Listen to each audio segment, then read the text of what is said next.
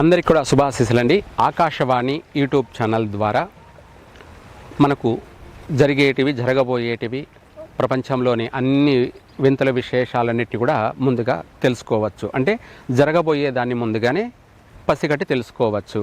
అదే తెలియచేయడమే Akashvani YouTube channel.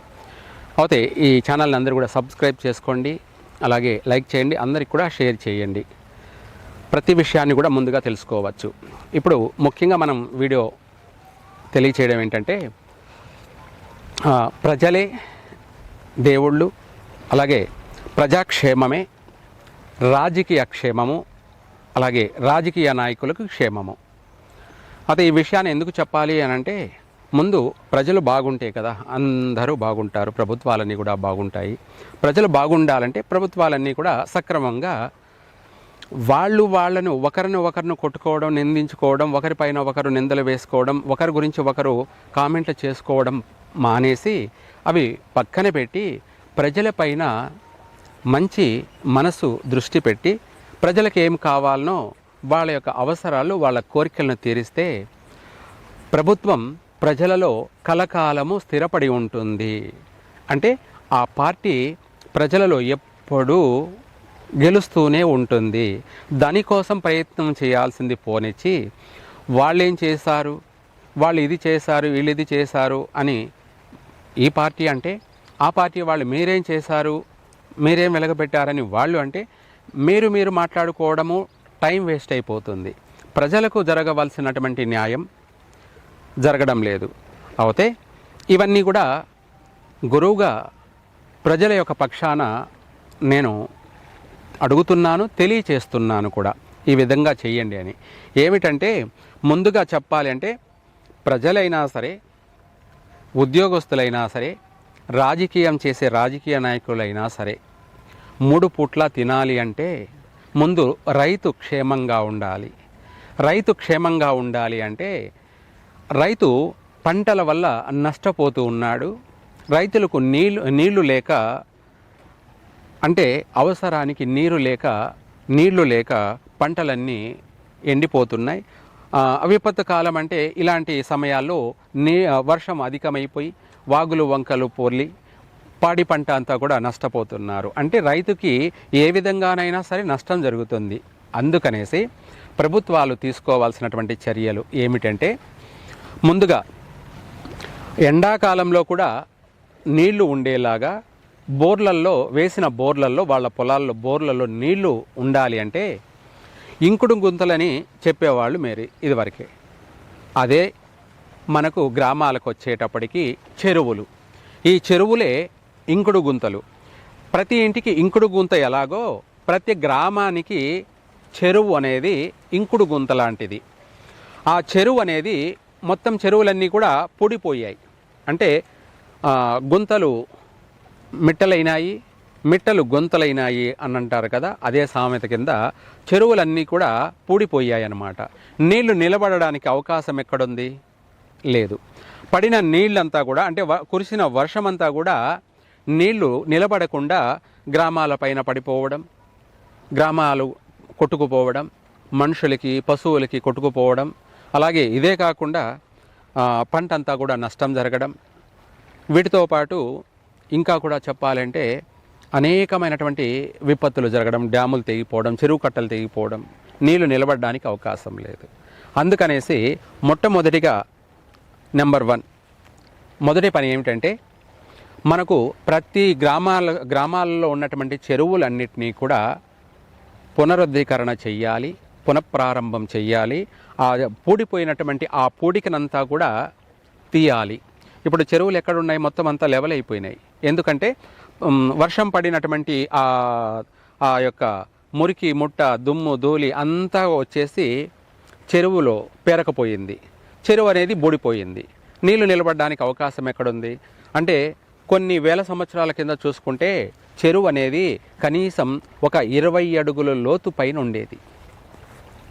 అదేవిధంగా ఇప్పుడు మళ్ళీ ఆ కట్టలను పూర్తిగా, ఆనకట్టలను గట్టి చేసి పునఃప్రారంభం చేసి ఆ పూడికనంతా ట్రాక్టర్లతోటి, లారీలతోటి తీసి ఎక్కడైనా ఒక చోట వేయడం కానీ, లేదంటే ఇంకా చెప్పాలంటే ఒక చోట వేయడం కన్నా అందరి రైతులకు తెలియచేయండి. ప్రభుత్వం ఈ యొక్క పూడికనంతా కూడా, ఈ పూడికి మట్టినంతా కూడా మీకు పొలాల్లోకి చేరవేస్తాము. మీరు పొలాలంతా కూడా ఆ మట్టిను చల్లుకున్నారంటే ఆ మట్టిలో సారం ఉంది. అడవుల్లో కురిసినటువంటిది, అలాగే అరణ్యాల్లో కురిసిన వర్షం నీరు, ఇదంతా కూడా ఆ యొక్క ఆకు రసాన్నంతా కూడా తీసుకొని అక్కడికి వచ్చి పేరిపోయింది, అంటే ఉండిపోయింది. ఆ మట్టిలో అద్భుతమైనటువంటి శక్తి, సారం ఉంది. ఎన్ని ఎరువులు వేసినా కూడా రాని పంట ఈ చెరువులో ఉన్నటువంటి మట్టిని తీసుకుపోయి, పుడికని తీసుకుపోయి పొలాల్లో వేసుకున్నట్టయితే ఎటువంటి యూరియా, పాస్పేటు అనేటి మందులు అక్కర్లేదు. పంట అమితంగా పండుతుంది.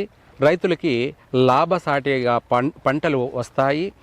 అదే కాకుండా ఇక్కడ 2 ప్లస్లు జరుగుతాయి అన్నమాట. అంటే 2 మంచి జరుగుతాయి. ఇక్కడ చెరువులు పూడిక తీయడం, చెరువు బాగా పెద్దగా గుంతగా, అంటే చెరువు పెద్దగా లోతు వస్తుంది. అంటే నీళ్లు నిలవ ఉండే అవకాశము ఉంటుంది. అంటే ఎండల కాలంలో కూడా వచ్చిపోయి నీళ్లు నిలవ ఉండే అవకాశం కూడా ఉంటుంది. ఆ నీళ్లు అక్కడ నిలవ ఉండడం వల్ల అన్ని బోర్లలో నీళ్లు వస్తాయి. ఆ మట్టినంతా కూడా పొలాల్లో వేసుకోవడం వల్ల అధిక దిగుబడి, పంట రాబడి అధికంగా దిగుతుంది. రైతులకి లాభసాటిగా సాగుతుంది. రైతులకి నీళ్లు భూమిలో ఉంటాయి కాబట్టి, బోర్లలో నీళ్లు ఉంటాయి కాబట్టి నీళ్లు పుష్కలంగా ఉండే అవకాశం ఉంది. అందరికీ కూడా ఎండాకాలంలో కూడా నీళ్లు దొరికే అవకాశం ఉంది. అందరి దాహం తీరే అవకాశం కూడా ఉంది. 2 మార్గాలు కలుగుతాయి.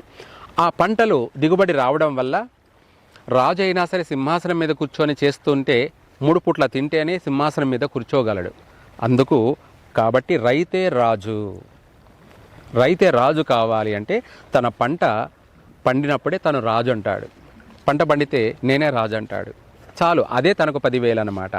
ఆ పంట మనకు అందరికీ కూడా సుభిక్షంగా అందరూ తినడానికి 3 పూట్ల తినడానికి కూడా అందుబాటులో దొరుకుతాయి.